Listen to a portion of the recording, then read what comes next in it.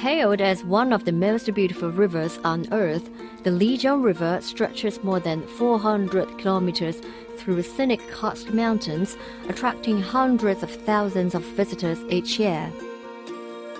In recent years, China has been making continuous efforts to better protect the ecological environment of the picturesque river.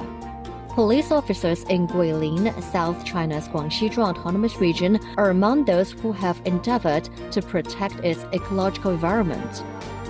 我的工作和漓江有着密不可分的联系，进行江面巡逻，推进漓江综合治理，打击涉及环境破坏的违法犯罪，进村开展法治宣传。